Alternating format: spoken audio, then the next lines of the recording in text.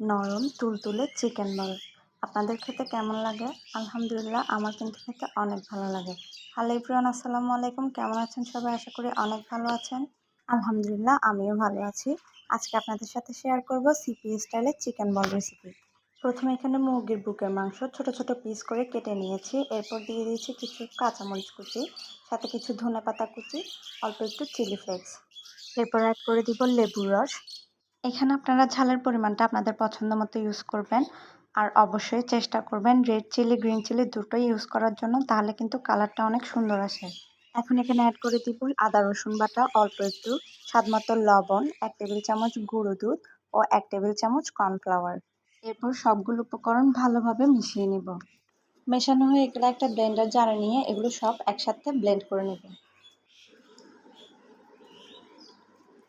দেখুন, ব্লেন্ডার করার পর এগুলো একদম কিমা কিমা হয়ে গেছে। এখন এই চিকেনের মিশ্রণের সাথে 1 পিস পাউরুটি আমি ব্লেন্ডারে গুঁড়ো করে ব্লেন্ড করে নিয়েছি। নিয়ে এর সাথে মেখে নেব। আসলে আমি প্রথমে পাউরুটি দিতে চাইনি, পরে চিন্তা করলাম একটু পাউরুটি দিই, তাই এটা অ্যাড করা। আপনারা যদি পাউরুটি দিতে চান তখন চিকেন যখন ব্লেন্ড করবেন তখন এই পাউরুটিটা অ্যাড করে ব্লেন্ড করে নিতে পারেন। আর পাউরুটি দিতে না চাইলে কর্নফ্লাওয়ার আর একটু বাড়িয়ে দিবেন, যাতে বাইন্ডিংটা একটু ভালো হয়। এরপর হাতে একটু সাদা তেল মাখিয়ে অল্প অল্প করে নিয়ে আমি চিকেন বলের শেপ দিয়ে নিচ্ছি। আপনারা আপনাদের পছন্দ অনুযায়ী সাইজ করে নেবেন। একটা একটা করে সবগুলো বল এভাবে বানিয়ে নিব।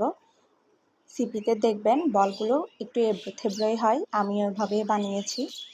যাই হোক, এবার একটা হাঁড়িতে প্রথমে কিছু পর্যাপ্ত পরিমাণে পানি বসিয়ে দিব। পানিটা হালকা একটু গরম হয়ে এলে এখানে এক এক করে চিকেন বলগুলো ছেড়ে দিব। এই পানিতে চিকেন বলগুলো 5 মিনিটের মতো আমি বয়েল করে নেব। যেহেতু এটা চিকেনের ব্রেস্ট পিস দিয়ে করা হয়, তাই এটা সিদ্ধ হতে তেমন বেশি একটা সময় লাগে না। এগুলো বয়েল হয়ে গেলেই আমি এখান থেকে পানি ছেঁকে উঠিয়ে নেব। যারা চিকেন বল ফ্রোজেন করে রাখতে চান তারা এভাবে গরম পানি থেকে উঠিয়ে এগুলো ঠান্ডা পানিতে অথবা এমনি নর্মালি ফ্যানের নিচে ঠান্ডা করে এয়ারটাইট বক্সে করে অনেকদিন পর্যন্ত সংরক্ষণ করতে পারবেন ডিপ ফ্রিজে। এরপর একটা প্যানে অল্প একটু তেল দিয়ে চিকেন বলগুলো আমি দিয়ে দিব। চিকেন বল এভাবে অল্প তেলে ভাজলেই খেতে অনেক ভালো লাগে। ডুবো তেলে এটা কখনোই ভাজতে যাবেন না, তাহলে আমার মনে হয় খেতে ততটা ভালো লাগে না। এভাবে অল্প তেলে একটু নেড়ে চেড়ে আপনারা যদি ভেজে নেন কালারটা অনেক সুন্দর আসে। চুলার আঁচটা মিডিয়াম লোতে রাখবেন, খুব বেশি হাই করতে যাবেন না, তাহলে কিন্তু পুড়ে যেতে পারে। যেহেতু এটা সিদ্ধ করা তাই এটা তেমন বেশি একটা ভাজতে হয় না, অল্প একটু ব্রাউন কালার আসলেই এটা নামিয়ে ফেলতে পারবেন। এতেই খেতে অনেক মজার হয়। দেখুন কালারটা কত সুন্দর এসেছে, একটু লালচে কালার, একটু হলুদ আর যে গ্রিন চিলি রেড চিলির একটা কম্বিনেশন, সেটা কিন্তু